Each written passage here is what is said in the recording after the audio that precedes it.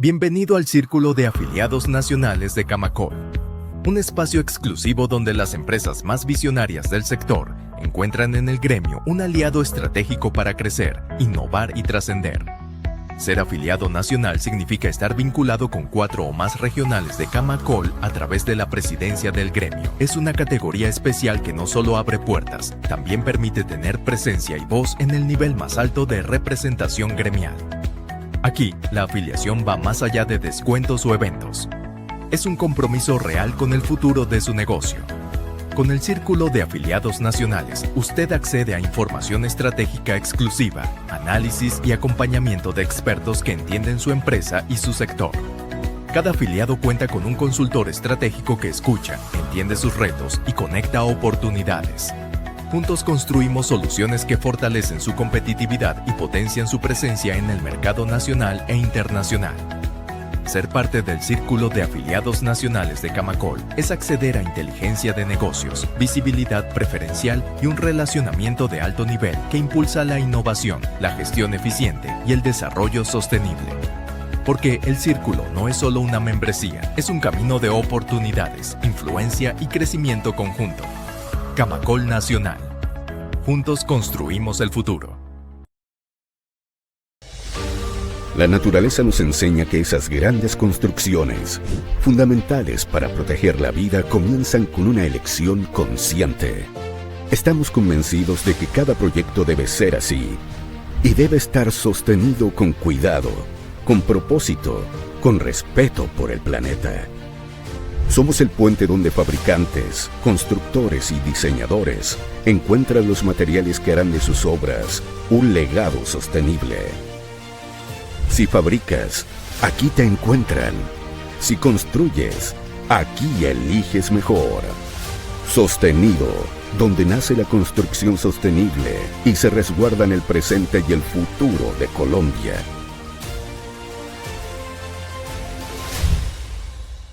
Muy buenos días. En el marco de los eventos Conecta Camacol, le damos un saludo muy especial a los más de 150 afiliados que se encuentran conectados a través de las diferentes plataformas de Camacol a esta conexión.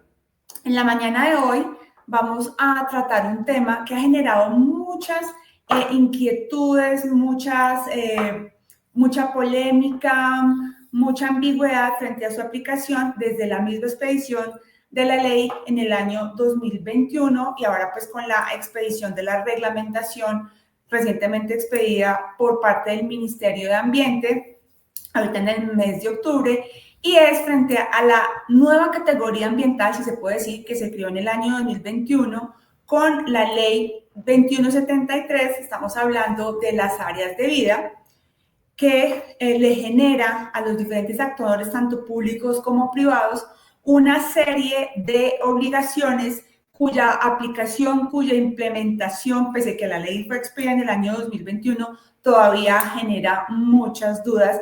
Y como siempre, el objetivo de Camacol desde su gestión gremial es generar pedagogía, es dar herramientas a nuestros afiliados para que en el marco de normas claras y objetivas puedan cumplir con sus obligaciones.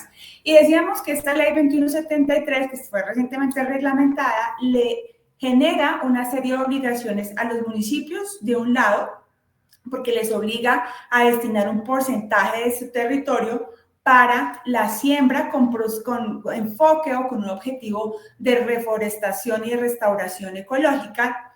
Y otro lado, a los privados, porque les genera esa obligación de, a través de un plan de siembra, generar nuevos bosques, generar todo este proceso ecológico bajo la premisa de que mínimo se tienen que sembrar 2 árboles por cada trabajador que tengan las empresas grandes y medianas. Pero en todo este proceso de implementación y demás de la norma hay ambigüedad todavía en las competencias que se les están asignando a las autoridades municipales y también a las autoridades ambientales.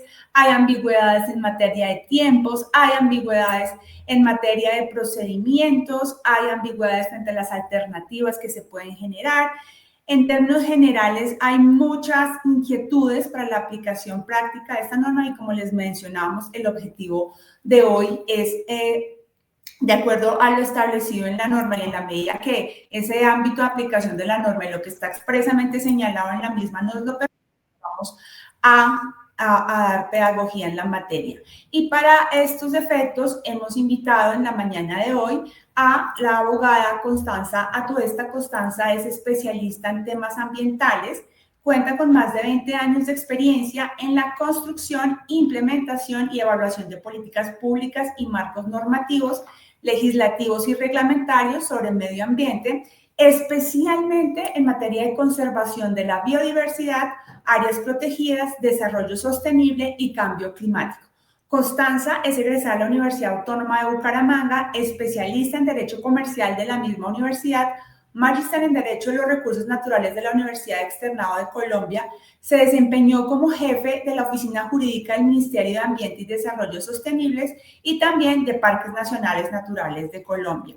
Constanza ha sido docente en áreas del derecho ambiental de distintas universidades. También se ha desempeñado como asesora y consultora jurídica en asuntos ambientales de distintas organizaciones no gubernamentales, entidades públicas nacionales, regionales y distritales.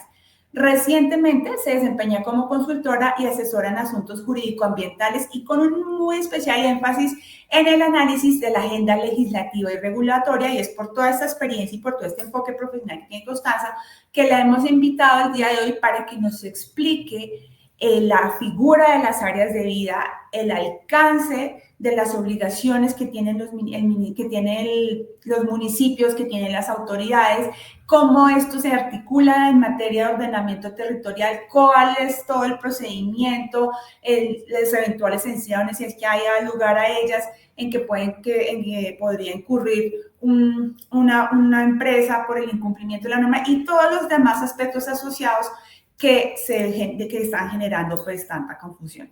Muchísimas gracias, Constanza, por acompañarnos en la mañana de hoy y sin más preámbulos, por favor, iniciemos en materia. Muchas gracias. Gracias, Natalia. ¿Sí me escuchan bien? Sí, está perfecto. Bueno, mil gracias. Bueno, buenos días para todos. Muchísimas gracias, Natalia, por la invitación.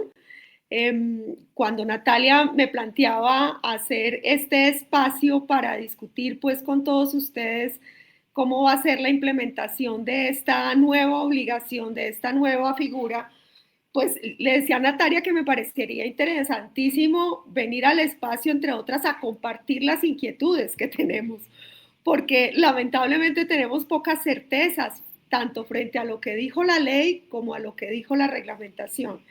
Entonces, pues me parece interesante conversar sobre esto.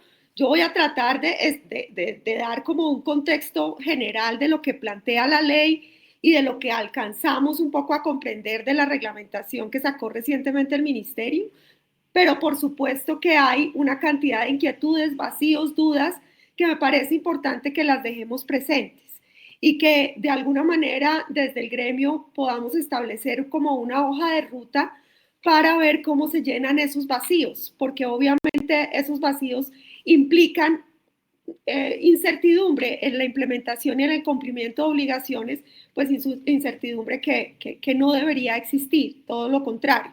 La reglamentación debería apuntarle a generar esas certezas.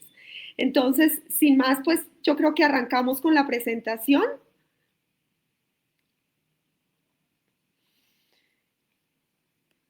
Perfecto. ¿Todos la están viendo allí? Sí, está bien. Bueno. La ley es la ley 2173, es una ley del 2021, del 30 de diciembre del 2021, y pues obviamente traía unas obligaciones de reglamentación. La ley hablaba de efectivamente 6 meses para que el Ministerio de Ambiente expidiera la reglamentación, y lamentablemente esa reglamentación pues salió ahí, tengo un error, no es 1491 del 2021, sino del 2025. 5 años después de lo que, 4 años después de lo que ordenaba la ley, sale la reglamentación.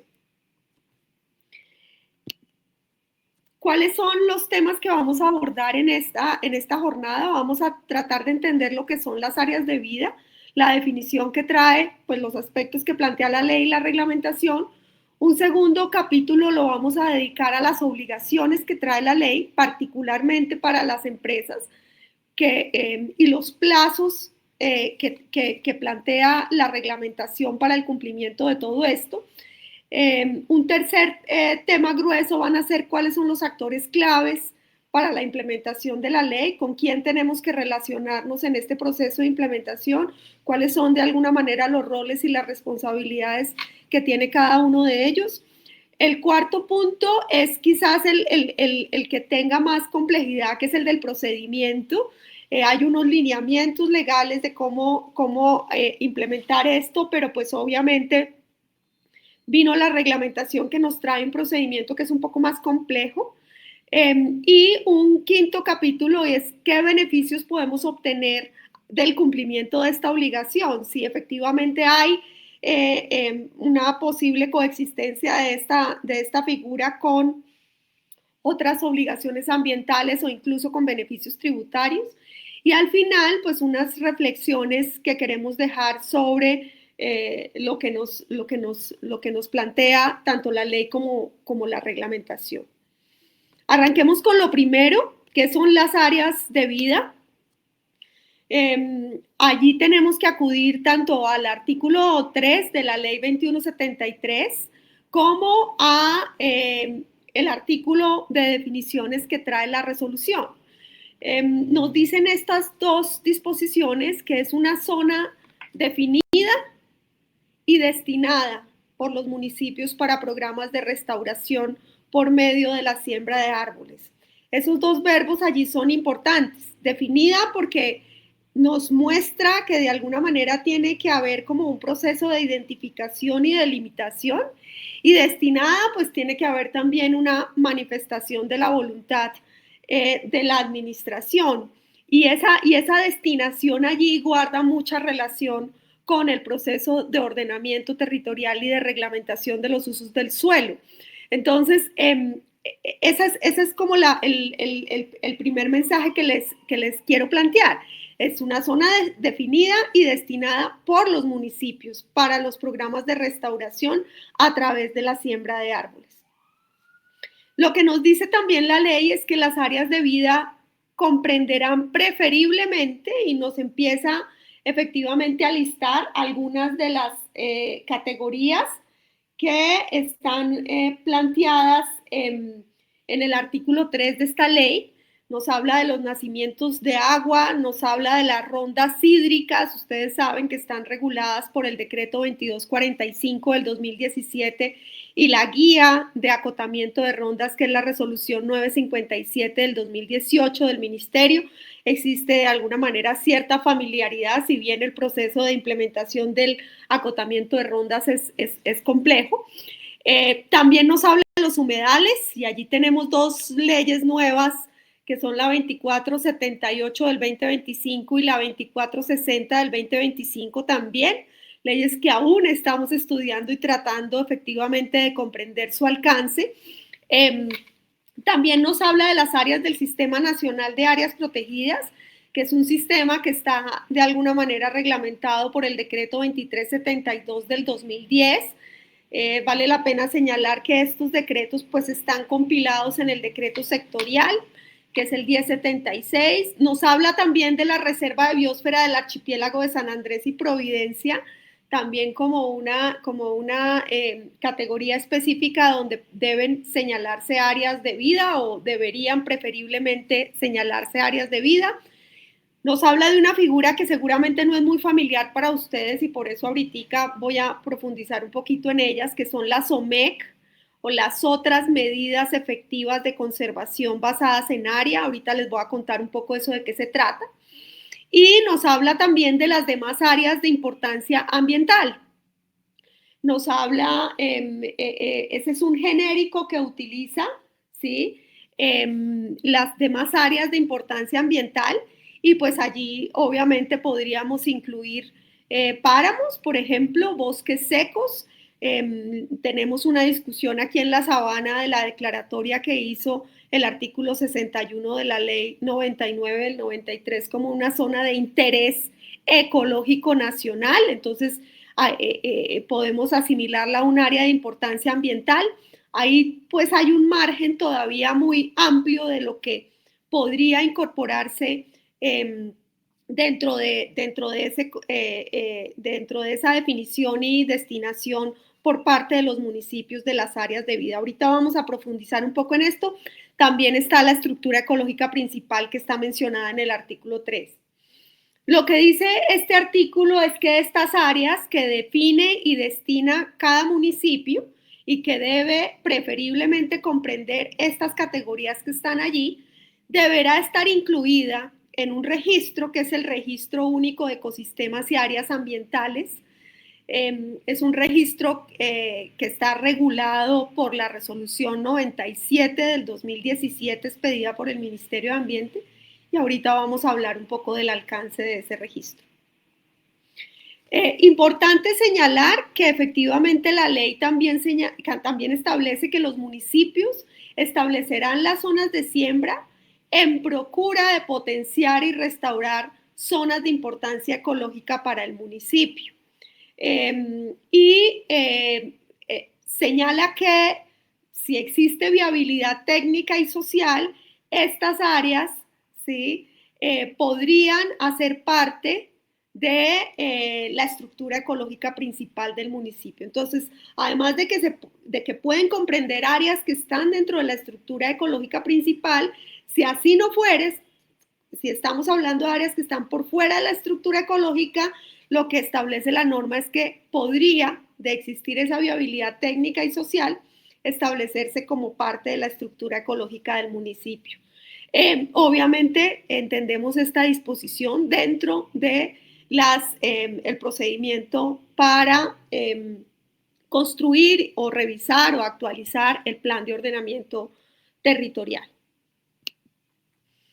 Aquí les voy a hablar un poco de las OMEC, las otras medidas efectivas de conservación basadas en áreas. Estas son unas figuras que surgieron en el marco de las decisiones que toma la Conferencia de las Partes o la COP del Convenio de Diversidad Biológica. Allí hay en estas reuniones anuales que se hacen para el caso de la COP de Cambio Climático, pero bianuales para el caso de la Convención de Biodiversidad, pues se adoptan ciertas decisiones por parte de los países partes. Y esta decisión, pues que fue del año 2018, la decisión 14.8 del 2018, pues establece que otras medidas efectivas basadas en área es un área geográfica que está definida, pero que es diferente a un área protegida. Está gobernada y gestionada efectivamente para que se logren resultados positivos y sostenidos en el largo plazo para conservar la biodiversidad in situ, es decir, donde se encuentra la biodiversidad, las funciones y los servicios ecosistémicos, los valores culturales, espirituales, socioeconómicos y otros valores. Esa es de alguna manera la definición. Es muy parecida a la definición que tenemos todos de presente de lo que es un área protegida. Lo que pasa es que estas son las que no son áreas protegidas. Otras figuras que pueden ser delimitadas también geográficamente, pero que tienen unos objetivos de conservación, pero que no están reconocidas dentro de los marcos normativos de los distintos países como áreas protegidas. En nuestro caso, ha habido una discusión nacional desde hace mucho tiempo de lo que puede ser considerado una OMEC y se definieron unos criterios a partir de los criterios que estableció el Convenio de Diversidad Biológica, y el Ministerio de Ambiente es el que lidera, ¿sí?, el proceso para incluir como otra medida efectiva de conservación distintas figuras. Hay un procedimiento que hace parte del Sistema Integrado de Gestión de Calidad del Ministerio, donde se reportan esas OMEC. ¿Y a dónde se reportan? ¿Dónde las podemos consultar? ¿Cuáles son? Allí hay un link que nos lleva a esta base de datos, que es la base de datos mundial de las áreas protegidas y de las OMEC. Ustedes pueden ver en este mapita, ¿sí? Tenemos áreas protegidas marinas, las azulitas, áreas protegidas terrestres, las verdes, y otras medidas efectivas de conservación basadas en áreas, las OMEC, son las amarillitas. En nuestro país, desde el 2021 más o menos, este proceso cobró mucha fuerza porque ya la meta que tiene el Convenio de Diversidad Biológica de tener el 30% del territorio protegido, tanto el continental como el marino, se puede cumplir no solamente con la declaratoria de áreas protegidas como parques, como distritos de manejo integrado, como reservas forestales o santuarios y demás, con las categorías pues, que tenemos en nuestro sistema de áreas protegidas, se puede cumplir no solamente con esas, sino con estas otras medidas efectivas. Ustedes pueden ver allí las que tenemos para Colombia, las pueden consultar en esta base de datos, y también les pongo de referencia un reporte que saca el Instituto Humboldt, que es el reporte BIO el del año 2021. Ustedes lo pueden consultar también en línea. Muestra efectivamente el estado del proceso de OMEX en el país. Son figuras también delimitadas geográficamente, no necesariamente declaradas por autoridades públicas, algunas sí, otras no, pero pues no están catalogadas dentro de esas 6 o 7 categorías que tenemos nosotros del Sistema Nacional de Áreas Protegidas. Esas son las OMEC. También, y yo sé que ustedes muchos están familiarizados con este concepto de la estructura ecológica principal. Recordemos por qué lo estoy mencionando, porque las áreas de vida que deben definir y destinar los municipios deben incluir preferiblemente zonas de la estructura ecológica principal. Nosotros tenemos una única definición de la estructura ecológica principal en el decreto 3600 del 2017, a pesar de que es un decreto que regula ordenamiento en suelo rural, pues efectivamente es la única definición que tenemos de estructura ecológica. Sin embargo, pues hay varios municipios que con la orientación de las corporaciones autónomas regionales pues han incorporado en la estructura ecológica principal como un concepto también dentro de sus suelos, no solamente los rurales, sino los urbanos, y pues obviamente tenemos distintas aproximaciones todavía frente a este tema. Ahí hay un mapa que lo saqué del reporte del Humboldt del 2019, del mismo reporte Colombia Bio, y el mapa nos muestra, efectivamente, ahí no se alcanzan a ver las letricas, pero ustedes pueden consultar ese reporte que es interesante, y es cómo en las diferentes jurisdicciones de las corporaciones se ha incorporado o no el concepto de la estructura ecológica principal dentro de las determinantes ambientales que a su vez las corporaciones le definen a los municipios para el ordenamiento territorial. Entonces encontramos áreas donde el tema se ha trabajado, que son las que ustedes ven en verde oscuro, y áreas donde todavía vamos en camino de tratar de definir estructuras ecológicas y de incorporar ese concepto en el ordenamiento territorial, e incluso zonas donde no tenemos información o donde no ha habido como la incorporación de este concepto. Es bien disímil en el territorio nacional la forma como se ha abordado el concepto de estructura ecológica principal. Para el caso de Bogotá, con la misma definición del 3600, pero como digo, en suelo urbano, pues tenemos un artículo dentro del Plan de Ordenamiento Territorial que fue adoptado por el Decreto Distrital 555, y antes también lo teníamos, pero ahí tenemos pues cuál es la estructura ecológica principal de la ciudad, tanto las áreas protegidas del Sistema Nacional de Áreas Protegidas como otras zonas de conservación, otras áreas de especial importancia ecosistémica y áreas complementarias para la conservación que son muy parecidas a lo que entendemos como OMEC. Y pues ahí, aquí tenemos el caso, por ejemplo, de Bogotá, de cuál sería de alguna manera uno de los escenarios para la constitución de las áreas de vida por parte de los municipios. Como les planteé, la ley dice que estas áreas deberán estar registradas en este registro, que es el Registro Único de Ecosistemas y Áreas Ambientales, también conocido como REA. Tanto la ley manifiesta esto como la resolución 1491 también le establece que el Ministerio de Ambiente recopilará de los municipios y registrará la información de las áreas de vida que sean reportadas por la autoridad municipal o distrital en el REA. Y deberá estar publicado en el portal de datos abiertos del sector ambiente. Sin embargo, preparando esta presentación y buscando mostrarles uno cómo accede a este REA, pues me encontré con el mismo iconito que tenemos hace ya varios años en el sistema de información del IDEAM. Este registro está alojado en el IDEAM y lamentablemente pues dice allí que es una sede electrónica aún en construcción. Entonces este es uno de los puntos débiles que va a tener la implementación de esta ley, porque para poder consultar dónde están estas áreas de vida, pues deberíamos poder acudir a ese registro, que es lo que manda tanto la ley como la resolución. Esperemos que en los tiempos que plantea la norma podamos contar con el registro ya en operación, pero esta es una primera alerta para que nos dificulta la implementación. Ahora entremos a mirar un poco las obligaciones. ¿Qué obligaciones se desprenden para las empresas de la ley 2173? Y ahí me parece muy importante que empecemos a generar la discusión hasta dónde da el alcance esta ley 2173.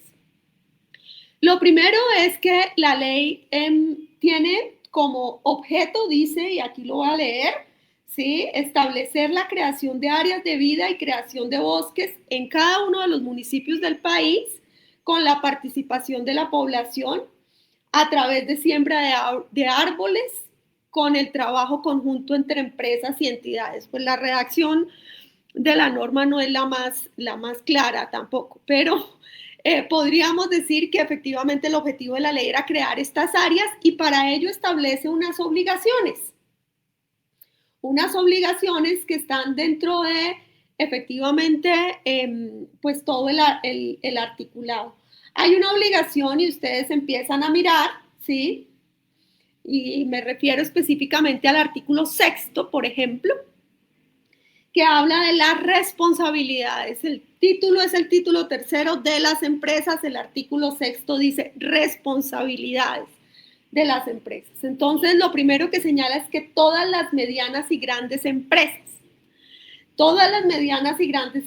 debidamente registradas en Colombia, incluso empresas extranjeras registradas en Colombia, deberán desarrollar un programa de siembra de árboles en las zonas establecidas, es decir, en las áreas de vida que son destinadas y definidas y destinadas por el municipio.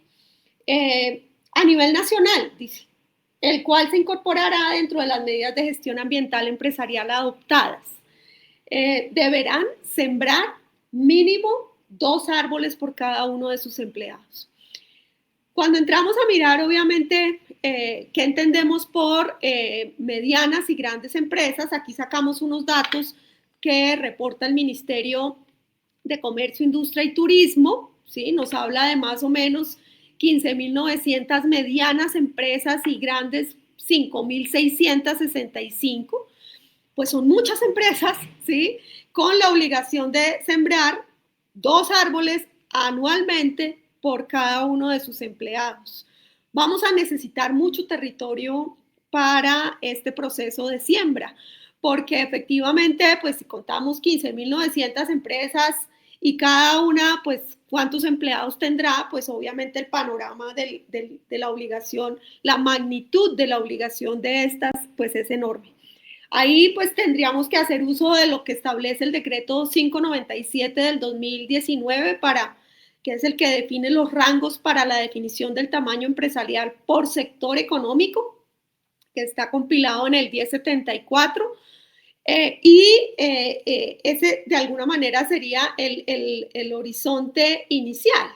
Entonces, las obligaciones de las empresas es presentar un programa de siembra de árboles y sembrar como mínimo 2 árboles por cada uno de los empleados. ¿Qué dice respecto de las empresas que se debe realizar anualmente? A partir del cumplimiento entenderemos nosotros del cumplimiento de las condiciones que están establecidas en la ley y la reglamentación. Si en este momento existiera una empresa que quiere dar cumplimiento, pues esas condiciones previas que establece la ley todavía no se han cumplido y le resultaría a la empresa imposible dar cumplimiento en este momento. Dice la ley que es un requerimiento ambiental adicional a las obligaciones establecidas en las licencias y los permisos. Eso lo dice el artículo 6 en su parágrafo 4. Dice que los costos del programa de siembra los debe asumir las empresas.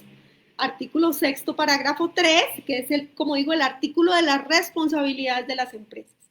Y lo otro que establece es que la jornada de restauración debe hacerse en horarios laborales. El artículo 6, parágrafo 7 hace énfasis en eso. Esas son las obligaciones de las empresas. La obligación de los municipios y con la guía de las corporaciones es destinar un porcentaje del territorio para promover esa siembra, el manejo, el mantenimiento y el monitoreo. Yo aquí empiezo a hacer énfasis porque cuando habla del deber de las entidades territoriales con la guía de las corporaciones, el deber es destinar territorio municipal para promover siembra, manejo, mantenimiento y monitoreo. Pero por el otro lado, cuando habla de las empresas, las responsabilidades que están planteadas en el artículo 6 habla de programa de siembra y sembrar mínimo 2 árboles por cada empleado. Entonces, las primeras preguntas que nos empiezan a surgir es cuáles son los plazos de cumplimiento. Como les digo, el artículo establece, el que veíamos anterior, establece que efectivamente hay es una obligación de cumplimiento anual, ¿sí? Es el artículo 7, las empresas deberán cumplir esta ley anualmente, pero dice a partir del año siguiente a la promulgación de la ley.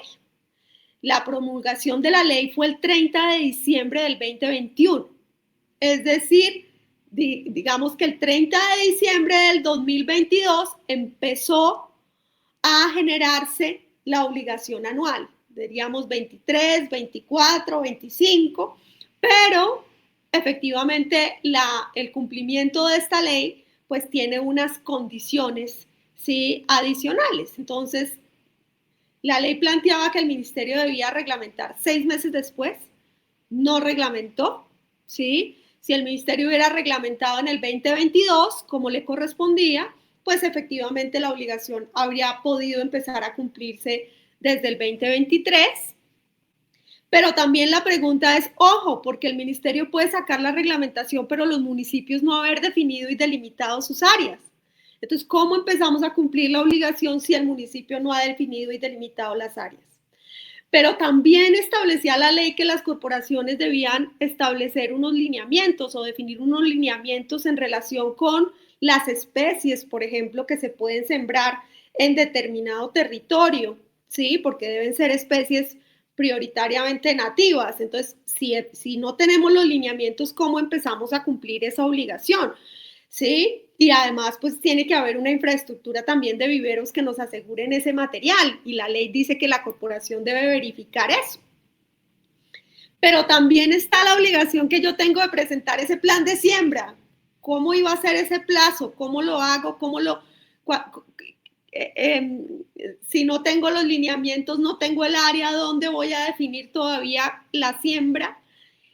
Y bueno, ahora con la reglamentación, el ministerio definió que debe haber una especie de aprobación del plan de siembra por parte de la autoridad ambiental.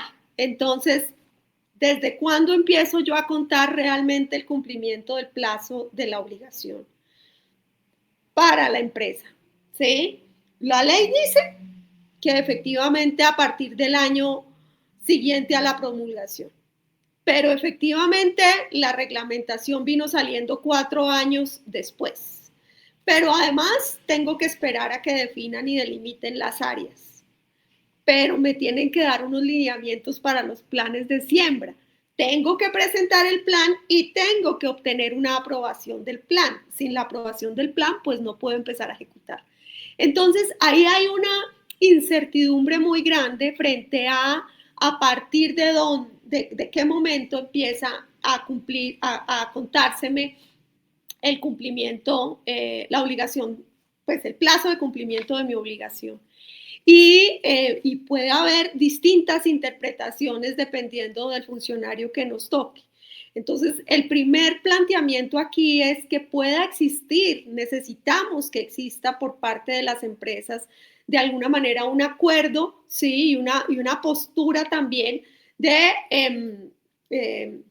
ojalá intergremial, porque esto aplica pues a todas las empresas grandes y medianas, para que de alguna manera tengamos una sola postura frente a cuál va a ser el momento a partir del cual empieza a constituirse mi obligación y el plazo para cumplimiento, y pues en nuestro criterio debería ser a partir del momento en el que se hayan cumplido todas las condiciones que establece la ley para poder implementar, y no solamente ahora la ley, sino también la reglamentación para poder implementar el mandato de la ley.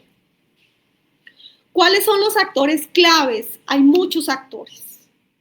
Esto no es algo que nos ponga a relacionarnos con un solo actor. Hay actores públicos, por un lado los municipios y distritos que tienen la primera obligación, ¿verdad? El primer deber. Y la resolución y la ley hacen referencia de manera indistinta muchas veces a las alcaldías, otras a las secretarías de planeación o a quien desempeñe las funciones ambientales. Y recordemos que en varios municipios o distritos quien desempeña las funciones ambientales es una autoridad ambiental. Entonces ahí vamos a tener a la autoridad ambiental en un rol y en otro, ¿sí?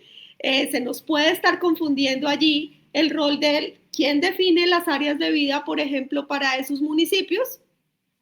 Estamos hablando de Bogotá, si es la Secretaría de Planeación quien desempeñe las funciones ambientales, la Secretaría Distrital de Ambiente, que a su vez es autoridad ambiental regional, autoridad ambiental urbana.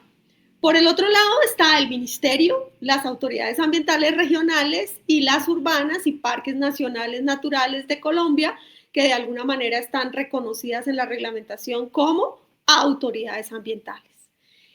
Pero también están los particulares, las empresas, tanto grandes como medianas, incluso las pequeñas, plantea la ley que puedan dar cumplimiento a la misma de manera voluntaria.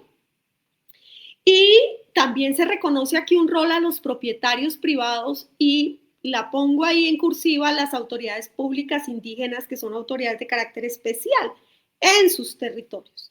Pero vamos a ver allí efectivamente cuál es el rol que se le reconoce, porque no se incluyen, fíjense ustedes, y creo que es deliberado dentro de ese cajoncito verde que ustedes ven allí, del ministerio y las autoridades ambientales, sino se incluye dentro de un cajoncito al lado de los propietarios de predios privados, y ahorita vamos a mencionar por qué. Y por supuesto los ciudadanos, porque de manera voluntaria también pueden ellos asumir el cumplimiento de la ley. Lo vamos aquí a referenciar exclusivamente para las empresas. ¿Cuál es el procedimiento? El procedimiento que traía la ley, pues era sencillo. Digo, yo no revestía mayor complejidad. El municipio debía definir y destinar las áreas con el apoyo o con la guía de las autoridades ambientales en esa tarea. Las autoridades ambientales debían sacar unos lineamientos técnicos para la siembra, era lo que establecía el artículo 9, y ahí dice más o menos pues cuáles son los lineamientos. El artículo 6 pues hacía referencia al plan de siembra como responsabilidad de las empresas y la siembra de mínimo 2 árboles. El artículo 8 hablaba de que las secretarías municipales debían expedir la certificación de cumplimiento de esa obligación de sembrar mínimo 2 árboles, y pues había pues unas disposiciones sobre mantenimiento de esas áreas a cargo pues de las autoridades ambientales y de las entidades territoriales. Sin embargo, esto que podríamos hablar de 5 pasos generales de la ley, pues se convirtió en una cantidad de pasos que trae la resolución. Yo en esto soy crítica porque lo que dice la Constitución es que el gobierno tiene la facultad reglamentaria que le reconoce la Constitución, pero esa facultad reglamentaria es para la adecuada implementación de la ley, para el adecuado cumplimiento de lo que dice la ley, es decir, para facilitar la aplicación, no para entorpecerla. Y yo creo que en este caso la reglamentación no nos ayuda mucho a comprender o a llenar los vacíos que nos trae a la ley, sino nos genera mayores dudas y mayores inquietudes. Arranquemos por ese primer paso, que era la definición y destinación de las áreas. Aquí ya habla la reglamentación de identificar y delimitar, ¿sí? Utiliza unos verbos distintos, identificar y delimitar. Entonces, lo primero es que este procedimiento de definición y destinación de las áreas plantea la ley que se dé en 6 meses, hasta el 20 de abril del 2026, ¿sí? Ese es el plazo que todavía tenemos en este momento surtiéndose. Y hay una figura que se incluyó en la resolución, obviamente porque una de las dificultades que tienen distintos territorios y distintas ciudades es la falta de suelo público para adelantar programas de restauración o de siembra de árboles. Y pues se recurre aquí a una figura que es la convocatoria y la postulación para que propietarios privados, y dentro de esos propietarios privados de propiedad colectiva, es decir, pueblos indígenas o comunidades negras, puedan postularle al municipio sus territorios, sus predios privados, en ese caso colectivos, pero privados, para identificar y delimitar dentro de esos predios áreas de vida. Esto es una figura pues interesante, está regulada ahí por el artículo 4 de la resolución, y lo que se establece es que el municipio debe hacer una convocatoria, no dice cuál es el plazo para esa convocatoria, esa convocatoria, pues los distintos propietarios privados pueden postular sus predios, propietarios que estén interesados en procesos de restauración, por ejemplo, y lo que establece la norma es que el artículo 7º de la resolución dice que en esos casos debe haber un acuerdo entre la autoridad ambiental, la empresa y el propietario privado para usar ese predio como un área de siembra. Es una oportunidad, sin duda, bien intencionada, pero pues con muchos vacíos todavía, y vamos a ver cuáles inquietudes nos genera esto. Entre otras, como les digo, ni la convocatoria ni la postulación tiene un plazo, mientras que la definición de las áreas de vida sí. Entonces diría uno, eso tiene que surtirse dentro de estos plazos, pero el acuerdo de conservación seguramente venga después. Entonces, ahí hay todo un camino por recorrer en la práctica para ver cómo va a funcionar esto. Por ejemplo, una empresa puede tener, una pregunta que nos surge es, una empresa puede tener sus predios y querer efectivamente que por lo menos la primera jornada de siembra sea en sus propios predios y postular, por lo tanto, la figura del área, sus predios para que sean delimitados como área de vida. Pues nada limitaría esa posibilidad, por ejemplo. Pero pues ahorita vamos a tener unas inquietudes que nos surgen respecto a esto. Luego de la convocatoria y postulación viene pues la identificación de las áreas de vida, tampoco les establece un plazo. Dice que debe haber una articulación entre la entidad territorial y la autoridad ambiental. Pues obviamente ahí en el caso de los grandes centros urbanos tendrá que haber una distribución de competencias interna para ver eso cómo lo van a manejar. Pero pues el mandato es la articulación para poder identificar esas áreas.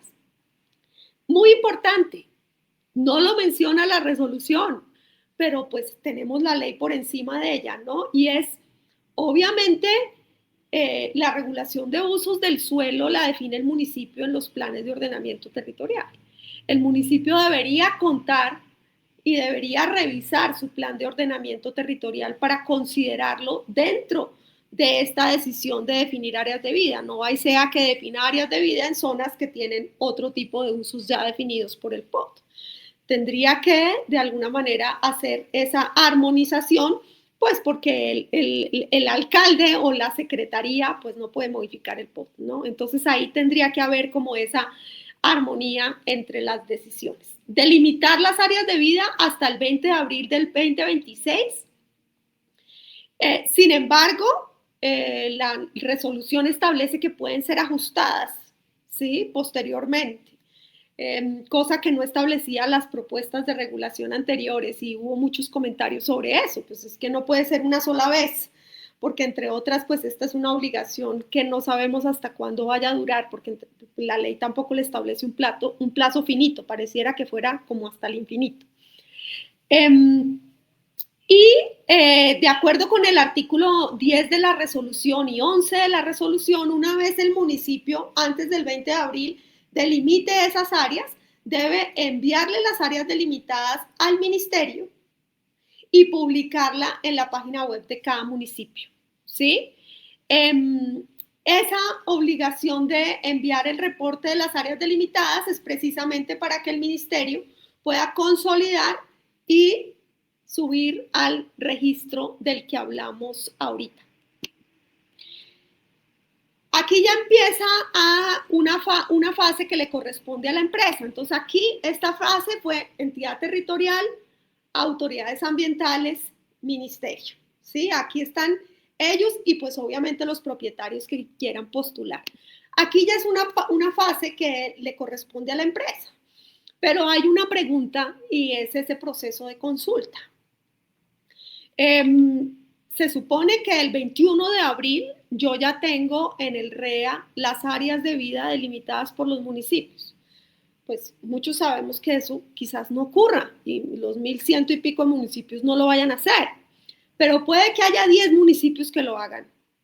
La pregunta que surge aquí es si efectivamente uno debe identificar un área de vida en el domicilio de la empresa o no. Yo puedo tener mi domicilio en Bogotá, pero resulta que Chía identificó área de vida. Yo podría ir y plantear mi plan de siembra en el área de vida que identificó Chía. ¿Podría o debería? También es la otra pregunta, ¿sí? Porque si efectivamente, digamos que 10 municipios identificaron sus áreas de vida el 21 de abril, pues lo que va a haber es seguramente un raponeo de las áreas de vida para poder cumplir con la obligación del plan de siembra, ¿sí? Pero, pues obviamente las capacidades de los municipios también van a contar muchísimo en la implementación de esto. Yo podría decir, no, lo que pasa es que pues mi domicilio es Bogotá, yo tengo que esperar a que me lo defina Bogotá, porque entre otras, pues irme a plantear un plan de siembra en otro lado, pues en términos de costos no me da. Y mi responsabilidad empresarial pues también es con Bogotá.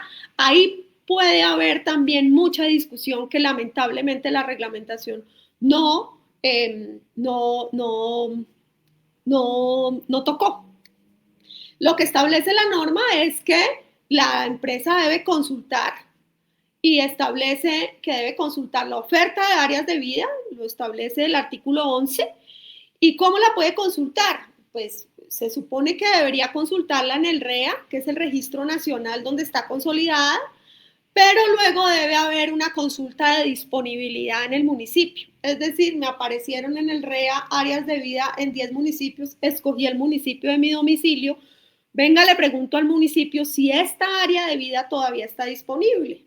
Y el municipio me debe contestar. Esa respuesta, dice la resolución, tiene un plazo que es el plazo de cualquier otra solicitud que está establecido en el CEPAC, ¿sí? Que son pues el plazo normal de los derechos de petición. Una vez yo he hecho esa consulta, yo debo comunicarle al municipio el área que seleccioné. No me establece la norma ningún plazo. No sabemos si efectivamente eso me bloquea el área, porque yo consulto, selecciono y le informo al municipio. El municipio tendrá que definirme algunos cupos. ¿Cómo manejará el municipio eso? Porque yo tengo que a partir de eso elaborar mi plan de siembra.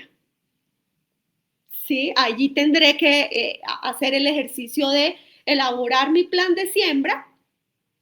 Tampoco me establece un plazo para elaborarlo, ojo, pero estoy hablando de cumplimiento anual, entonces no me establece un plazo para elaborarlo, pero lo que sí dice en el artículo 12 y 18, parágrafo segundo, es que cuando yo haya elaborado mi plan de siembra, tengo que entregarle al municipio una certificación de los trabajadores que tengo y efectivamente a partir de eso poder cuantificar cuántos árboles es que tengo que sembrar. La resolución ahí establece pues en qué casos no hay lugar a contar contratos de prestación de servicios o esas cosas como trabajadores. Entonces la resolución sí se ocupa de decir en qué casos eso no aplica. Pero pues ahí está un poco el planteamiento. Luego viene el artículo 11 que dice que tengo que presentar ese plan de siembra ante la autoridad ambiental, quien ya debió haberme definido algunos lineamientos, pero la resolución estableció que los lineamientos por parte de las autoridades ambientales serán potestativos.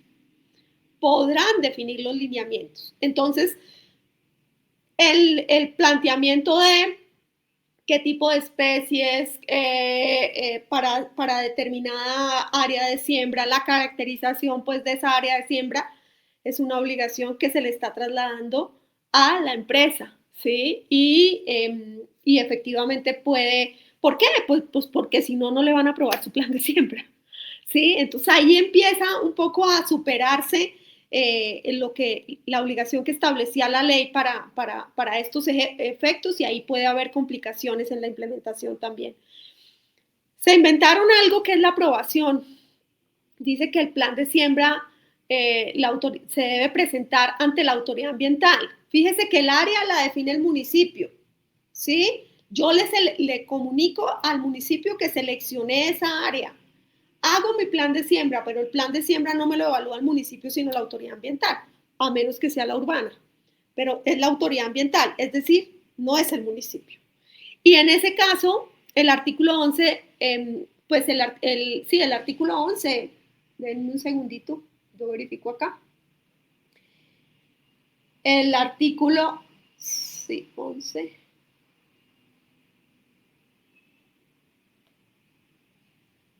El artículo 14 habla de la aprobación del plan de siembra dentro de los 30 días, ¿sí? Si se requiere ajustes de información o demás, se tendrá un mes prorrogable por otro mes para presentar esos ajustes, ¿sí? Y pues obviamente se puede aprobar o negar ese plan de siembra. ¿Qué pasa si me lo niegan? Obviamente tengo que empezar otra vez esta tarea, empezar otra vez con la consulta, con la selección. Se inventaron un nuevo trámite ambiental, lo que está de alguna manera prohibido para las autoridades administrativas. Los procedimientos, los trámites son de creación legal.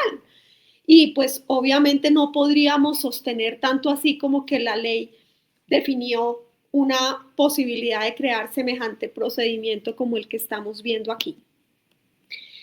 Después de que, bueno, digamos que logramos que nos aprobaran el plan de siembra, viene la ejecución del plan de siembra, y lo que establece es que tengo un año para ejecutarlo una vez me lo aprueben, ¿sí? Entonces, empiecen ustedes a hacerse como esa línea de tiempo mental de el año que tengo la obligación, que es anual, pero además el año de ejecución.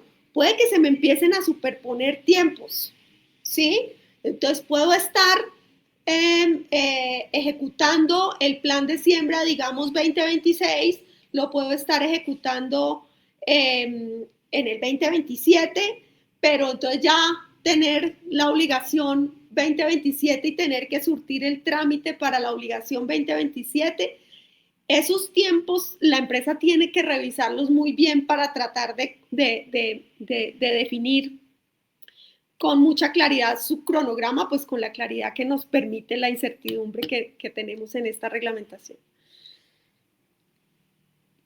Establece la norma que tiene que haber una comunicación 10 días antes de iniciar, el artículo 15, 10 días antes de iniciar a la autoridad ambiental. Entonces debo decirle, mire, efectivamente voy a iniciar mi plan de siembra que usted me aprobó y efectivamente iniciarlo. Ojo, puedo hacer ajustes sin necesidad de aprobación, salvo que el ajuste sea en el área de vida. La pregunta es si esa comunicación de allá me bloqueó el área de vida con el municipio. Porque qué tal que la autoridad ambiental me apruebe el plan de siembra y cuando yo vaya a mirar resulta que el área ya no esté disponible. Ese tipo de escenarios no los contempló la resolución, ¿sí? Y no sería atribuible a mí esa situación. Sin embargo, la resolución plantea que debo volver a iniciar ese trámite. Esto es algo que operativamente va a ser realmente muy complicado y yo creo que parte del llamado es a solicitar revisar esto porque vamos a tener a las autoridades metidas en la aprobación de planes anualmente y en la ejecución de planes anualmente a las empresas y yo particularmente me preocupo sobre la capacidad que vayamos a tener para implementar semejante engranaje tan complicado. Ejecutado el plan de siembra, yo tengo que hacer un informe de cumplimiento y reportarlo. El artículo 17 de la resolución habla de lo que debe contener el informe de cumplimiento, ¿sí? Y debe ir firmado por el representante legal de la empresa, pero pues debe decir cuándo fue que yo sembré, debe decir la identificación del área de vida donde yo sembré, las personas que participaron en la jornada, la identificación de los individuos que sembré, taxonómica de los individuos, el certificado que garantice que yo utilicé especies de viveros registrados y el artículo 20 es el que habla del reporte. Finalizadas las acciones, se debe reportar en una página una plataforma que tiene el ministerio que es la de proyectos de restauración, ¿sí? Y ahí incluso la resolución establece el link para hacer ese reporte en esa plataforma del ministerio. Obviamente la idea será contabilizar esto dentro de las metas nacionales de restauración. Luego de eso viene el procedimiento de certificación. La resolución tampoco trae plazo, ¿sí? Entonces, presentado ese informe de cumplimiento por parte de la empresa y el reporte de la tarea en la plataforma de restauración, dice la norma que debe el municipio certificar de manera gratuita y en línea el cumplimiento de la obligación, ¿sí? Sin embargo, hay una ambigüedad muy grande en el artículo 18, parágrafo segundo, que establece que cumplido todo, entregada la certificación, dice que de manera adicional se debe suscribir un acuerdo de voluntades entre la empresa y la autoridad ambiental, y la autoridad municipal, este sí es entre la autoridad municipal, mediante el cual se establezca la disposición para cumplir su obligación contenida en el programa de siembra. Y ahí empiezan a generársenos dudas enormes que ahorita vamos a plantear y es que posiblemente se esté tratando de superar el alcance de la obligación de sembrar, incluyendo, por ejemplo, acciones de mantenimiento. Entonces, claro, si yo tengo que entregar la certificación ya, pero estoy obligando a la empresa a que cumpla obligaciones posteriores a la certificación, pues tratan un poco de amarrarlas a través de ese acuerdo de voluntades que no tendría, en mi criterio, ningún sustento legal. Aquí viene un poco el tema de los acuerdos de conservación, que quería yo comentarlo, que es el artículo 7º, y es en el caso de la convocatoria y postulación. Recuerdan ustedes, lo que no dice la norma es cuándo se firman esos acuerdos de conservación, ¿sí?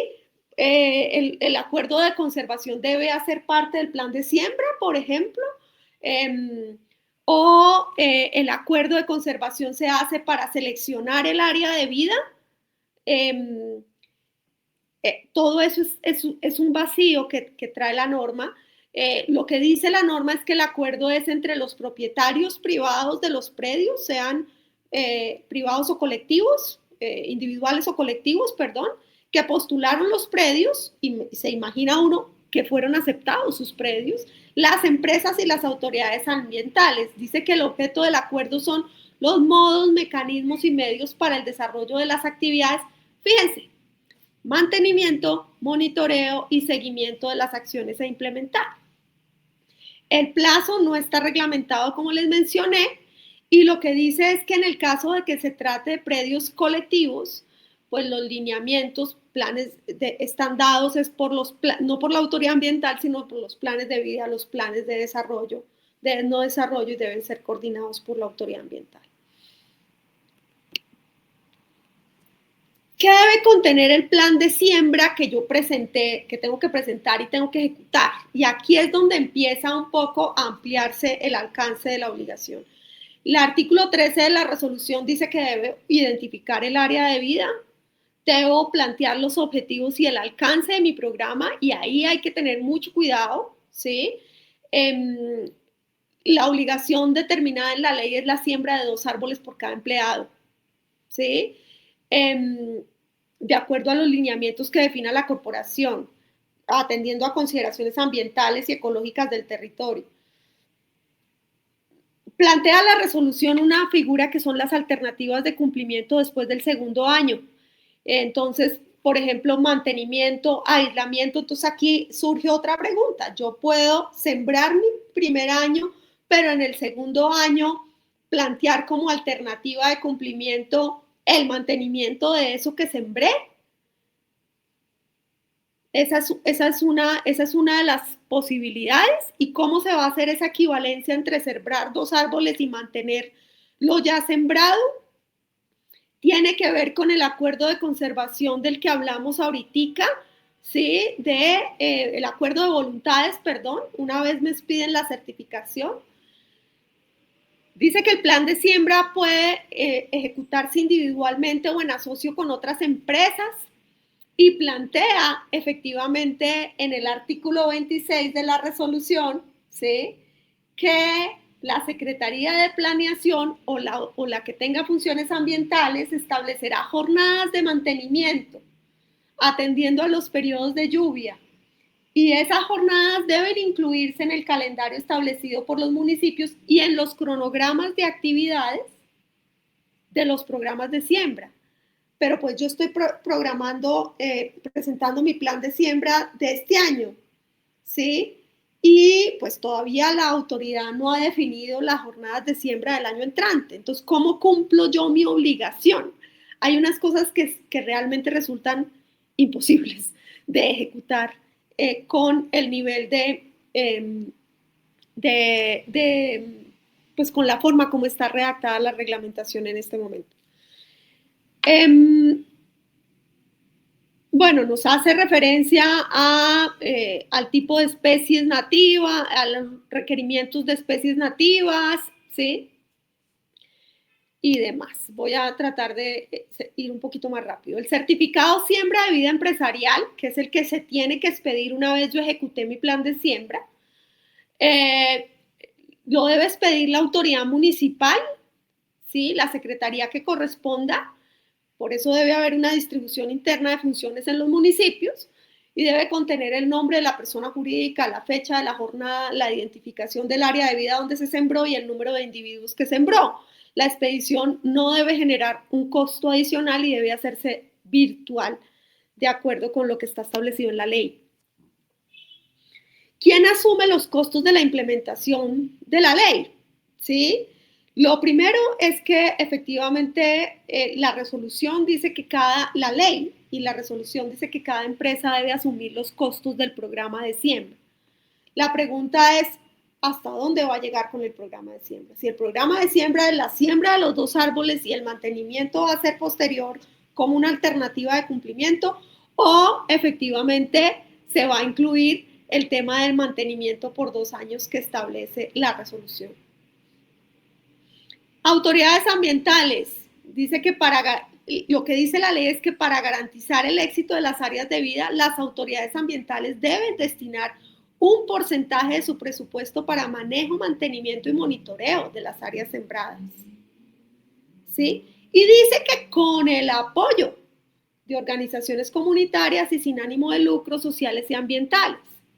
Incluso hay un artículo de la resolución, que es el artículo 26 no, 27, que establece que las autoridades municipales y las autoridades ambientales, en colaboración con las grandes y medianas empresas, establecerán un esquema de coordinación para el desarrollo de las actividades de manejo, mantenimiento y monitoreo y para gestionar alianzas público-privadas o de cooperación para complementar el financiamiento. En mi criterio, efectivamente la ley claramente dice que el mantenimiento le corresponde a las autoridades, pues no claramente, pero sí hace una referencia específica y expresa al mantenimiento por parte de las autoridades ambientales y así lo reconoce ese artículo 27, que si existiera efectivamente participación de las empresas o es como una equivalencia y alternativa de cumplimiento de la obligación principal de siembra para los siguientes años, o es una colaboración y una alianza público-privada. Para los municipios le establece el artículo 28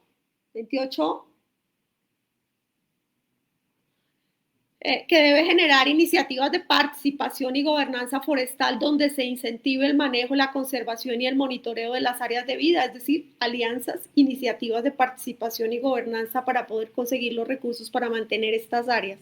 Pero ahí hay buena parte de la discusión. ¿Qué beneficios adicionales? Aquí la primera pregunta fue si con este tipo de actividades uno podría obtener beneficios tributarios. Y hay un concepto de la DIAN que parece querer cerrar esa puerta, ¿sí? Dice que se le preguntó si eran descontables del impuesto sobre la renta las erogaciones en que incurran las empresas en los términos del artículo 6. Y lo que planteó efectivamente la DIAN, y yo creo que esto ameritará una discusión también con expertos tributaristas, es que los beneficios tributarios son de creación legal, dicen ellos, y que como la ley específicamente no lo estableció como un beneficio, entonces pues no aplicaría. La ley no prevé beneficios tributarios, pero pues obviamente hay quienes consideran que precisamente la que prevé los beneficios tributarios no es la ley 2173, sino el estatuto tributario, y que las actividades que aquí se desarrollarían se podrían de alguna manera enmarcar dentro de lo que establece el estatuto tributario. Vale la pena señalar que la restricción legal fue para cumplir efectivamente obligaciones derivadas de licencias, permisos o autorizaciones ambientales. Es decir, yo no podría, si tengo que ejecutar un plan de compensación forestal o tengo que ejecutar un plan de compensación por pérdida de biodiversidad, o tengo que, pues no lo puedo hacer con las áreas de vida porque es una obligación adicional. Pero, pues nada impediría que se asumieran beneficios tributarios. Por el otro lado está la pregunta frente a los temas de captura de carbono, por ejemplo, y la ley expresamente habla de que plantar especímenes de árboles en el territorio nacional con el fin de compensar su huella de carbono. Y tenemos el mecanismo de no causación del impuesto al carbono que está establecido en una reforma tributaria que fue la 1819. Entonces, pues nada impediría a que esto derive en ese tipo de proyectos. Lo mismo que se puedan utilizar los bancos de hábitat también como áreas para, se postulen estas áreas para constituir áreas de vida. Bueno, en fin, hay mucha discusión frente a los beneficios adicionales. Reflexiones finales. Disculpen ustedes tanta demora. Frente a los plazos, pues obviamente tenemos mucha incertidumbre frente a los plazos de cumplimiento. al momento a partir del cual se genera la obligación. ¿Qué ocurre si las áreas de vida no se delimitan dentro de los 6 meses que establece la resolución? ¿Qué va a ocurrir con eso? Y cuáles son los escenarios frente al incumplimiento, si nos vamos a enfrentar a procesos sancionatorios, porque pues la ley no hace referencia a esto tampoco, pero al ser una obligación ambiental, pues podría caber dentro de las infracciones que trae la ley 1333. ¿Cómo se va a asumir esto? Pues creo que vale la pena la discusión y las posturas, como decía, gremiales frente a este punto. En conclusión, en mi criterio, la reglamentación no se orienta a la adecuada implementación de la ley 2173. La aprobación del plan de siembra es un exceso en la facultad reglamentaria porque convirtió todo esto en un trámite y en un procedimiento adicional. Incluyó un capítulo de mantenimiento individual por 2 años dentro del plan de siembra que no está contemplado dentro de las obligaciones que trae la ley. Incluye la obligación de incorporar las jornadas de mantenimiento como parte del plan de siembra. Establece un procedimiento administrativo con vacíos significativos. Y aquí viene una reflexión final, y es que posibilita que el municipio, como lo mencionamos, incluya las áreas de vida como parte de la estructura ecológica principal. ¿Y qué pasa si efectivamente hubo postulación de predios privados bajo este concepto de la convocatoria de postulación? Vamos a tener predios privados dentro de esa estructura ecológica principal. Eso le puede restar interés a los propietarios privados para postular sus predios, o al contrario puede incentivar efectivamente esa decisión de los propietarios. ¿Cómo opera en esos casos del acuerdo de conservación? ¿Sí? ¿Cuáles son los plazos de esos acuerdos de conservación? Bueno, en fin, hay varias dudas todavía por resolver frente a esta figura. Yo dejaría por ahí para empezar a contestar inquietudes que puedan tener. Norma permitieron, porque que después de escucharte y sobre todo escuchar todo el contenido y el desarrollo a través de la resolución, se generan, y pues de acuerdo a las reflexiones finales que tú nos manifestaste, se generan más vacíos, más inquietudes y muchísimas más ambigüedades y preguntas. Entonces, para nuestros afiliados, en ese sentido, nosotros estamos recogiendo todas estas inquietudes que han surgido no solo de la ley, sino sobre todo de la resolución, para elevar una consulta al ministerio, y porque yo creo que pues sin una norma clara y sin una reglamentación clara y objetiva, pues no va a poder ponerse en práctica. Creo que no se ha medido la capacidad institucional de todas esas entidades a las que de una manera también muy ambigua les están dando múltiples competencias en materia de las secretarías de planeación, de las secretarías de ambiente, etcétera, etcétera. Entonces se generan más inquietudes y más ambigüedades. Y aquí sí, persisten las ambigüedades. Hemos recibido varias preguntas del público que yo me atrevería a decir que con lo que tenemos en la resolución, lo que tenemos en la ley, no podríamos tener una respuesta, pero yo creo que vale la pena abrir la discusión contigo en este momento. Entonces, hay una preocupación que vimos, es un común denominador de varias de las inquietudes que nos manifestaron nuestros afiliados en el chat, y es que dicen, oiga, Connie nos decía que esto es una obligación de tipo anual y habla de unos 2 años y habla después de un mantenimiento. ¿Existen constancia en la norma o en la resolución algún límite de tipo temporal, o esta es una obligación que está indefinidamente en el tiempo? Temporalmente, ¿cómo va a ser el manejo? Yo en la explicación que nos dice, hablabas de las complejidades y de todos los problemas que va a generar, porque se van a ir de cierta forma traslapando la obligación de la siembra con la obligación del mantenimiento, con el siguiente plan que debo presentar temporalmente. ¿Cómo se va a manejar esto? Esto estaba planteado para ser indefinido. ¿Cómo es el manejo temporal de esta obligación? Eso es algo que preocupa mucho, Natalia, porque la ley no planteó un plazo, o sea, no planteó un límite más bien de cumplimiento. no dijo esto va a ser un proyecto, un gran proyecto de país de restauración que lo vamos a ejecutar en 10 años. Y esto lo vamos a tener vigente, esta ley regirá por los próximos 10 años. Y efectivamente todos metámonos a ejecutar esos programas de siembra y de restauración durante ese periodo de 10 años. No establece ese límite, pareciera que fuera una obligación indefinida y pues eso es literalmente imposible de cumplir, porque entre otras, si lo cumpliéramos perfectamente, pues el espacio se nos agota. ¿Sí? La posibilidad de sembrar y sembrar y sembrar y sembrar se nos agota. Entonces, obviamente, una de las discusiones que tiene que darse, creo que no con el gobierno, sino con el Congreso de la República, es cuál va a ser el plazo, porque creo que esto amerita un plazo. Está bien que todos nos comprometamos.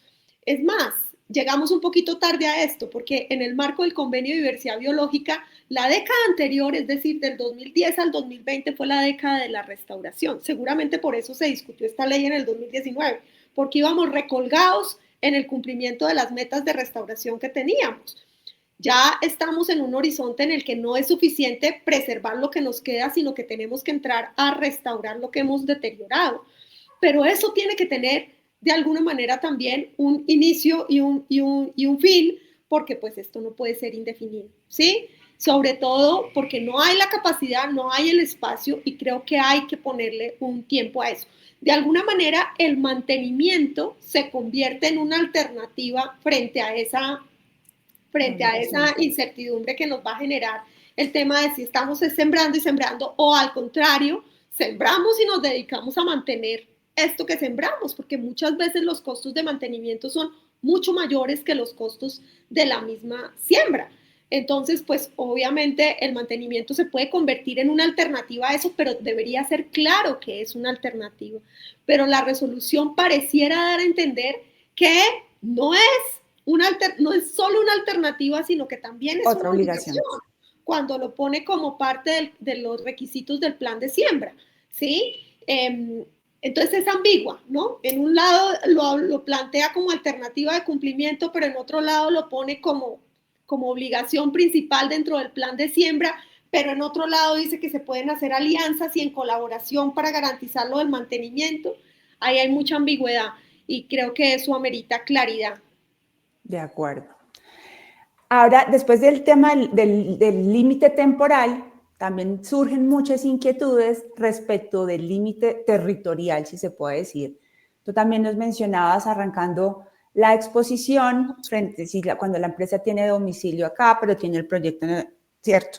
Pero nosotros tenemos empresas que tienen operación nacional prácticamente. Entonces, si esa empresa tiene varias sedes o está desarrollando varios proyectos en diferentes ciudades del país, ¿dónde debería radicar su plan de siembra? ¿Ante qué autoridad debería radicarse? Esa es una muy buena pregunta, Natalia, que no la responde la resolución, no la responde la reglamentación.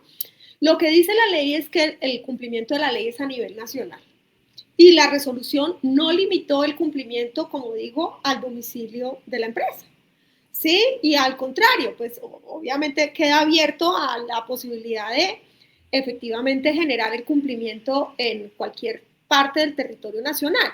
Y puede estar bien, ¿sabes? Porque puede que tengamos las necesidades de restauración muy ubicadas en ciertos territorios, ¿sí? Nosotros tenemos un Plan Nacional de Restauración que fue aprobado en el 2015, ¿sí? Que se puede consultar también para estos efectos. Ahí hay unas necesidades de restauración en el país. Pero el planteamiento es ¿qué le resulta también más costo efectivo a la empresa?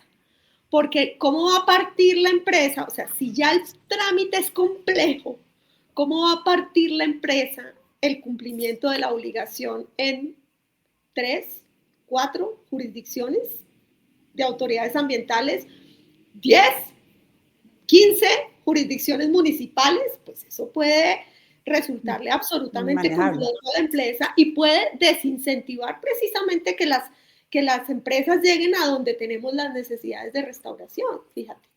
Porque hacer un trámite tan engorroso un trámite tan complejo, pues puede desincentivar eso. O sea, yo puedo tener la necesidad de restauración en Caparrapí, pero perdóneme, meterme yo con la Secretaría de Planeación de Caparrapí, con la Autoridad Ambiental de Caparrapí, ¿sí? No, de pronto no, yo prefiero no ubicarme en 4 municipios donde tengo el área de intervención, sino concentrarme en uno, pero además dependo de que los municipios hayan hecho el ejercicio de delimitar. Ahí es donde el 21 de abril volvemos a hablar. ¿Qué tenemos el 21 de abril? ¿Sí? ¿Qué vamos a tener delimitado y destinado el 21 de abril? Porque, pues, obviamente, esa es una condición para que las empresas puedan cumplir. Y obviamente, si, por ejemplo, salen 10 municipios, pero fue mi chica, 10 municipios no dan para 20,000 empresas.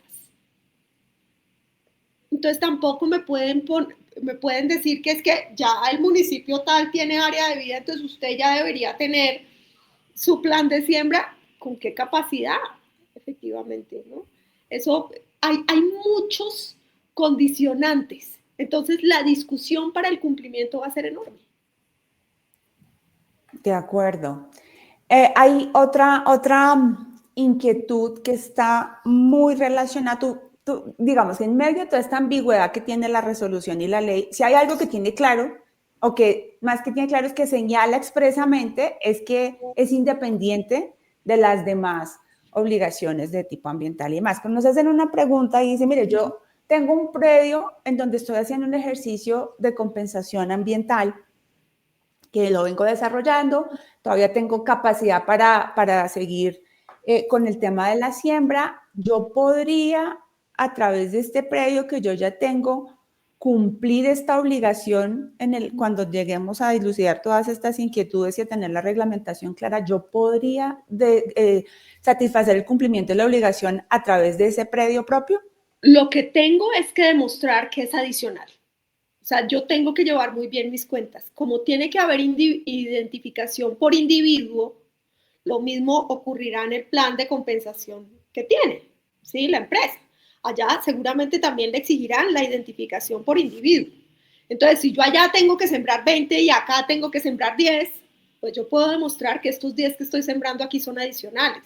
Obviamente, ese es el lado bueno, como digo yo, de que los privados puedan postular su área de vida.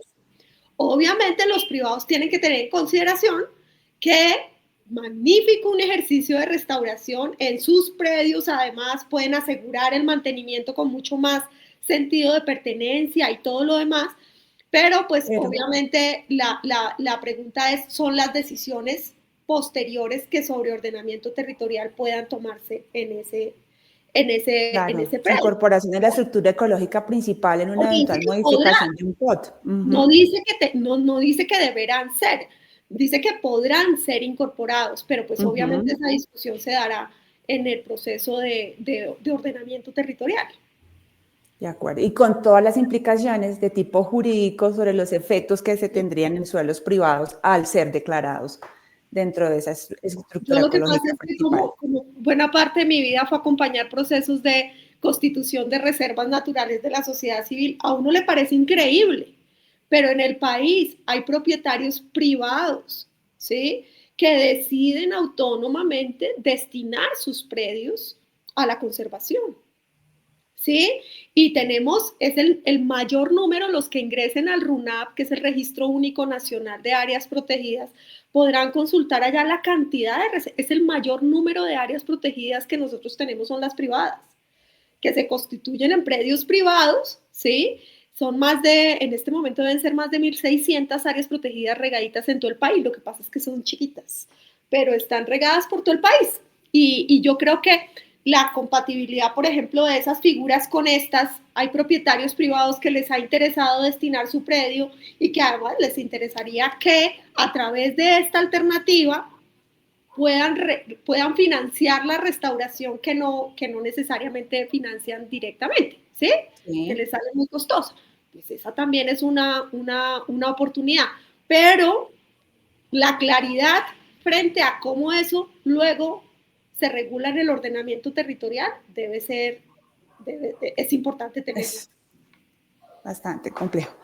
Tú, al final, aquí hay otra pregunta que nos hacen y aquí ya nos empiezan a hablar de las facultades que tienen los municipios y las autoridades ambientales para el manejo de su territorio, para la administración de sus recursos.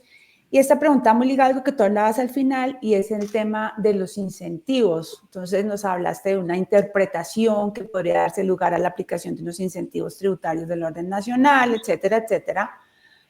Y hablando un poco de la eventual escasez que se puede presentar frente a los territorios en que se puede satisfacer la obligación y demás, alguien pregunta, a nivel municipal, ¿podrían las autoridades ambientales definir y las autoridades territoriales definir incentivos que motiven a los propietarios de predios a postular sus territorios, sus suelos para el cumplimiento de esta obligación? ¿O tú crees que existe alguna limitación? Fíjate que sí, los municipios pueden hacerlo, no tanto las autoridades ambientales, pues porque las autoridades ambientales no tienen como tal, pues pueden generar incentivos, pagos por servicios ambientales, pueden generar incentivos de ese tipo, pero incentivos particularmente tributarios los podrían generar los municipios en el marco de las rentas municipales. Hay municipios en el país, por ejemplo, que han hecho exenciones de renta o descuentos de renta, no, de predial. Descuentos o exenciones en el predial a quienes constituyan predios como reservas naturales de la sociedad civil en su territorio. Es una figura muy complementaria porque acordémonos que la ley 99 les pone al municipio el deber efectivamente de garantizar la conservación de las aguas, de las áreas que, por ejemplo, son importantes para el mantenimiento del recurso hídrico que abastece al municipio. Los municipios tienen que destinar anualmente unos recursos con el propósito de conservar eso, ¿sí? Sea a través de compra de predios, sea a través de PSAs y demás. Hay municipios o hay propietarios que no están interesados en vender esas tierras y que al contrario quieren mantenerlas destinadas a la conservación, y lo que han logrado algunos propietarios en esos casos es que el municipio les haga un descuento del predial, ¿sí? En lugar de ir y comprarles el predio, les haga un descuento del predial con el que ellos garanticen también que van a tener destinado ese predio a la conservación. Entonces sí puede haber, pero requiere, pues por un lado, conocimiento, información, gestión y decisión política de los consejos municipales para que una iniciativa de estos, pues de los alcaldes y de los concejales, para que una iniciativa de esas, pues salga adelante, pero podría ser. Los beneficios que podrían generar las autoridades ambientales pues son más de otro tipo, como les decía, fomentar, por ejemplo, esquemas de pagos por servicios ambientales para el mantenimiento de esas áreas, ¿sí? Ahí hay como todo un territorio por explorar, tratando de armonizar otras figuras y sin que eso implique, ¿sí? Que es que voy a superponer obligaciones, ¿no? Sino que al contrario, voy a armonizar instrumentos y yo creo que esa sería pues lo ideal. De acuerdo. Y sería un instrumento, una alternativa que creo que podría ayudar a mitigar de cierta forma esa escasez de suelo que seguramente se va a presentar para estos efectos. Listo. Aquí hay otra pregunta que nos hacen, que uno al ver la resolución creo que es otra cosa que deja expresa, y es que no puede haber comercialización de los productos maderables que surjan del cumplimiento de esta obligación. Pero nos hacen la pregunta, bueno, ¿y yo como propietario qué va a hacer a futuro con el producto de esas siembras? ¿Qué manejo se le puede dar a ese producto?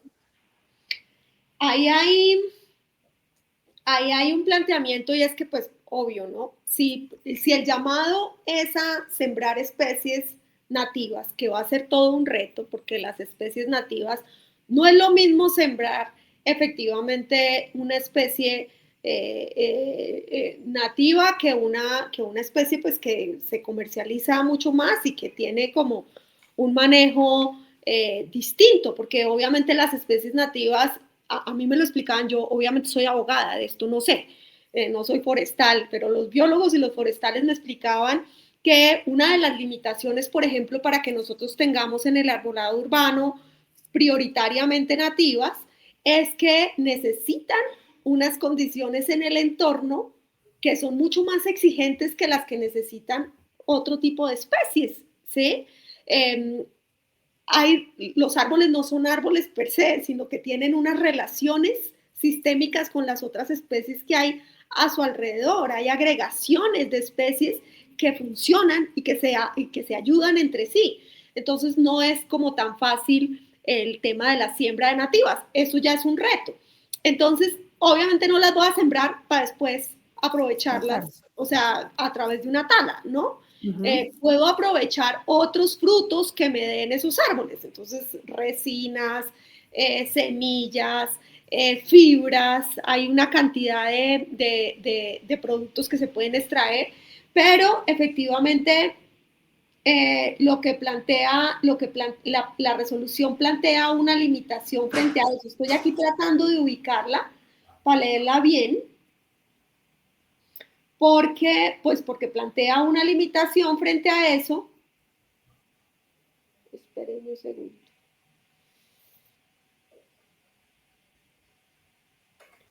Pero bueno, ya la... ahí, ya. Está en el parágrafo del artículo 8º. Dice que en las áreas de vida podrán establecerse plantaciones forestales protectoras. Las protectoras son las que debe garantizarse el mantenimiento del árbol, de lo forestal, de la cobertura forestal. No son las productoras, ¿sí? Que deberán ser registradas ante la autoridad ambiental y podrán establecerse otros arreglos forestales de los cuales se podrán obtener productos forestales no maderables para comercialización y consumo. Es decir, esos no maderables sí pueden ser objeto tanto de consumo como de comercialización, es lo que plantea efectivamente la resolución. Estas plantaciones serán objeto de prácticas silviculturales para su mantenimiento y la madera que de ellas se obtenga no podrá ser objeto de comercialización, pero sí de uso en el mismo predio. Pues porque obviamente puede que requieran podas, que requieran no necesariamente la tala, pero sí la poda, ¿no? Y eso genera madera. Entonces, pues lo que dice es, pueden usarse en el mismo predio, pero no venderla. Son limitaciones que uno tampoco entiende mucho, pero... De acuerdo. De acuerdo. De acuerdo digamos, al fin último, si se puede decir, que se plantea con esta nueva categoría de las áreas de vida y su enfoque en el tema restauración ecológica y demás, uno pensaría que, y de hecho creo que ese es pues, el objetivo de la norma, es que se tiene que sembrar. Pero alguien nos pregunta si es viable o resultaría procedente la adopción de mecanismos de pago por servicios ambientales como un mecanismo alterno para dar cumplimiento a esta obligación. Como una forma de dar cumplimiento a la obligación. Pues fíjate que la ley no lo previó y es difícil porque obviamente la obligación que trae la ley es sembrar mínimo 2 árboles. De acuerdo. Yo en eso insisto, o sea, y es el artículo 6º, responsabilidad de las empresas. Deberán sembrar mínimo 2 árboles por cada empleado. Entonces, si queremos modificar eso, tenemos que modificar la ley. ¿Sí? Como digo, la resolución intenta plantear el tema de mantenimiento como alternativa, como obligación adicional, pero también como alternativa porque en algún momento esto pues no se va a lograr. O sea, digo, incluso en términos de espacio. Imagínense, yo no sé cómo estará la distribución de las 15.600 medianas y de las 5.000 y pico de grandes empresas en el territorio nacional. Uno se imagina pues que están muy concentradas en ciertas partes del territorio nacional y bueno, se nos va a agotar rápidamente el espacio, ¿sí? Si es que ya no arrancamos con déficit de espacio, ¿sí? Si es que ya no arrancamos con déficit de espacio. Pero hasta ahora la obligación de la ley es sembrar y tendríamos que hacer una modificación de la ley para plantear obligaciones alternativas. Yo creo que eso hace parte de la dificultad que hay en discutir este tipo de leyes en el Congreso de la República, porque a la gente le parece que es que sí, sembremos árboles, que eso es buenísimo. Si ustedes se acuerdan, cuando esta ley se expide en el marco del plan de desarrollo del presidente Duque, que planteaba que iba a sembrar 1 millón de árboles en los 4 años de gobierno. Entonces, ese tipo de señales que se dan, pues terminan en estas iniciativas legislativas que después nos estamos viendo efectivamente a gatas para cumplir, si bien la intención, como digo, es noble, porque entre otras necesitamos efectivamente adelantar esos procesos.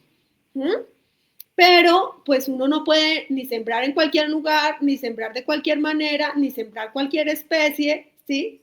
Tiene que tener como ese acompañamiento de las autoridades, pero pues una cosa es eso y otra cosa es convertirlo en una obligación cuando no hay la capacidad para ese acompañamiento. De acuerdo. Aquí hay otro aspecto que ha generado preocupación y de hecho tú lo manifestabas al final en las reflexiones y es el tema sancionatorio. Entonces, expresamente no se prevé en la ley ningún tema sancionatorio, pero pues tenemos un marco general en materia sancionatoria ambiental, ¿cierto? Que es la ley 1333. Entonces, nuestros afiliados nos preguntan hasta qué punto sería aplicable ese procedimiento sancionatorio ambiental y si habría lugar al mismo, porque no existe, o sea, cuál sería la tipificación de la conducta, el incumplimiento de la obligación, o cómo ves ese tema desde el punto de vista sancionatorio. Estaba justo aquí tratando de abrir la ley 1333, porque fíjense cómo esta ley establece esta ley que acabamos de ver, dice que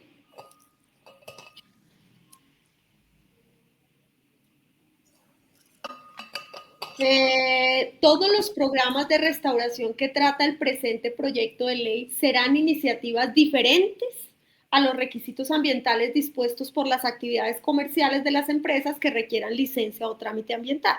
Esto es lo que de alguna manera justifica el tema de la adicionalidad, ¿no? Esto es pero además es un deber adicional, y es un deber legal, no es un deber ni una resolución ni una reglamentación, sino es un deber legal, ambiental adicional a los que usted tiene en sus trámites. Cuando entramos a mirar la ley 1333, espérenme un segundo. Cuando entramos a mirar la ley 1333, recordemos que la ley 1333 plantea la posibilidad de generarse responsabilidad administrativa ambiental por 2 temas, por infracciones, lo que llama infracciones ambientales, ¿sí?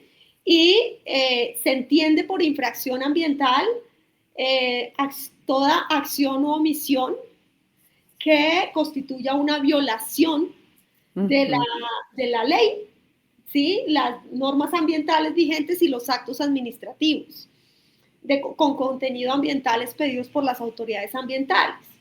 Pero también es infracción el daño ambiental. Entonces, hay 2 posibilidades de incurrir en una infracción ambiental, o porque incumplo una ley o un acto administrativo que me impone una obligación, o porque genero un daño ambiental, ¿verdad? Esas son las 2 posibilidades y obviamente la ventaja de alguna manera es que en estos casos, ¿sí? Pues es la autoridad ambiental la que me tiene que demostrar que yo tengo una presunción o sea, es la autoridad ambiental la que me tiene que demostrar que efectivamente yo incurrí en esa conducta, ¿sí? Con dolo o con culpa, ¿verdad? Y ahí hay toda una discusión en el marco del procedimiento sancionatorio. Pero esto me abre a mí la puerta para que en algún momento me puedan iniciar, sea porque yo no presenté, o sea porque yo no ejecuté bien mi plan de siembra, o sea, bueno, creo que esas dos inicialmente, o no presentarlo o no ejecutarlo, ¿no? Y eso podría ser catalogado como una infracción ambiental y ser sancionado. Obviamente allí entra toda la discusión exculpatoria de las condiciones y requisitos y demás, pero inicialmente sí. Sí, totalmente de acuerdo. Bueno, Constanza, ya por la hora que se nos acerca ya la hora del almuerzo, pues debemos dar final a esta conversación tan interesante que ha surgido frente a estas obligaciones, como lo mencionábamos, para los municipios, para las autoridades ambientales, para las empresas y demás. Muchísimas gracias, Constanza, por esa interés de darnos claridad en medio de tanta ambigüedad que trae la norma. A las más de 150, perdón, me están diciendo, a las más de casi 200 personas que siguen en este momento conectadas en nuestro webinar, les damos un total agradecimiento. Les informamos que esta sesión va a quedar colgada en las diferentes plataformas de Camacola, junto pues con la presentación que muy amablemente nos hizo Constanza para que les pueda servir de guía. También, como lo manifesté, nosotros estamos recogiendo todas estas inquietudes y demás para tratar de dar claridad. Vamos a llevarlas a la consulta al ministerio. Inmediatamente tengamos respuesta del ministerio, también les enviaremos toda la información. Y suena bastante simple, pero creo que por ahora lo que nos toca es esperar. No hay en este momento otra forma. Por el camino vamos viendo, porque aquí se va, o sea, el 21 de abril vamos viendo y ahí, porque va a ser bastante. Claro, no hay claridad ni a nivel nacional, muchísimo menos. Yo creo que a nivel municipal, tanto los municipios como las autoridades ambientales están viendo como cuándo, dónde, cómo. Entonces, pues para nuestros afiliados suena bastante simple, pero creo que por ahora lo único que nos queda es esperar. Como les digo, inmediatamente podamos darle mayor claridad frente a la aplicación de esta norma, les estaremos enviando toda la información y pues los esperamos en nuestras próximas sesiones. Muchísimas gracias y que tengan una feliz tarde. Gracias. Gracias, Natalia. Gracias.